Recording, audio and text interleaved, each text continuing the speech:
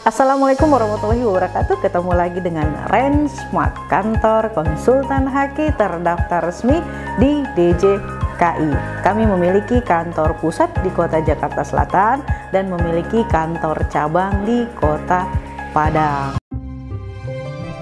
Rensmart.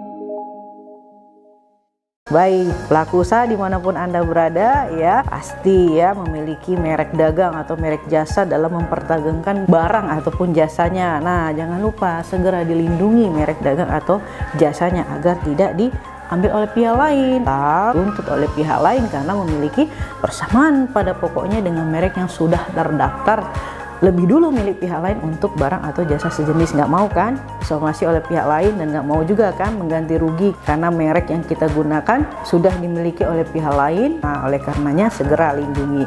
Idealnya lindungi merek dagang, merek jasa dulu, baru dilakukan komersialisasi ya, memperdagangkan merek dagang atau merek jasanya ya, agar aman, terproteksi dalam berdagang. Baik, kita akan membahas pertanyaan yang masuk ke akun Rensmart Co ID dari @noazenon ya. Pertanyaannya, maaf Kak, mau tanya, nama merek saya kan N ya, nama mereknya N. Nah, pas nunggu proses malah nama mereknya berubah jadi logo N.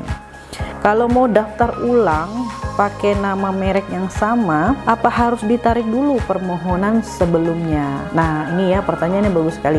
Jadi kepada pemohon merek yang mendaftarkan mereknya sendiri, pastikan dulu ya label mereknya itu apa yang mau kita daftarkan. Label merek itu apa? Ya logonya yang mau kita daftarkan. Nah, di dalam mendaftarkan merek ada tipe merek, nanti pilihan yang harus kita pilih ya. Tipe merek itu ada merek kata, itu yaitu merek yang hanya terdiri kata saja. Misalnya ya, merek katanya Rensmart saja, tidak ada logonya gitu ya. Nah, itu pilihnya nanti merek kata. Nah, kalau merek kita ada kata dan ada logonya ya, atau ada gambar atau ada lukisan, maka kita pilihnya adalah merek kata plus lukisan. Itu ada pilihannya, tinggal dicentang begitu ya. Nah, di nama merek kita tulis ya, misal contoh seperti Rensmart ya. Rensmart itu tipe merek kata dan logo atau lukisan.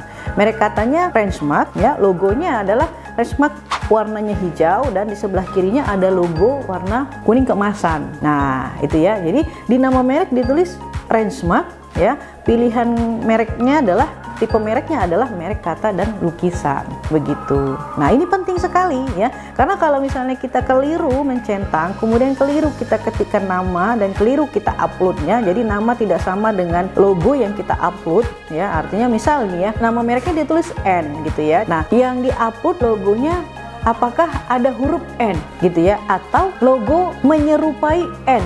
Nah, ini kan saya nggak tahu ya yang seperti apa. Nah, itu dicek lagi gitu. Kalau misalnya ya di dalam logo itu ada huruf N, ada terdapat huruf N, jadi ada logo kemudian ada huruf N. Nah, maka nama mereknya diketik N ya kan. Nanti tipe mereknya pilih N plus logo, atau mau ditulis nama mereknya N plus logo juga bisa begitu. Nah, namun kalau misalnya yang diupload ya, yang diupload pada saat kita mendaftarkan merek adalah logo yang menyerupai huruf N, menyerupai loh ya, tapi tidak terdapat ada huruf N di logo itu. Nah, ini bisa dikenali sebagai logo gitu ya, tidak N plus logo gitu. Nah, ini oleh pemeriksa merek ini akan dirubah menjadi logo begitu. Jadi pastikan logo di merek yang mau didaftarkan itu terdiri dari tipe apa? Apakah tipe hanya merek kata saja, atau merek kata dan logo gitu ya, atau logo saja, atau suara, juga ada pilihan suara ya, atau hologram atau 3 dimensi begitu ya. Nah, itu ada pilihannya. Nah, itu penting sekali, karena kalau misalnya kita keliru, maka pada saat pemeriksaan itu yang dijadikan dasar pemeriksaan formalitas mereknya adalah di logo yang kita upload gitu ya, label merek yang kita upload begitu. Nah, ini bisa jadi logonya menyerupai huruf N, jadi tidak ada terdapat huruf N di dalam logonya. Beda ya, logo menyerupai huruf N dengan logo yang di dalamnya tidak terdapat huruf N.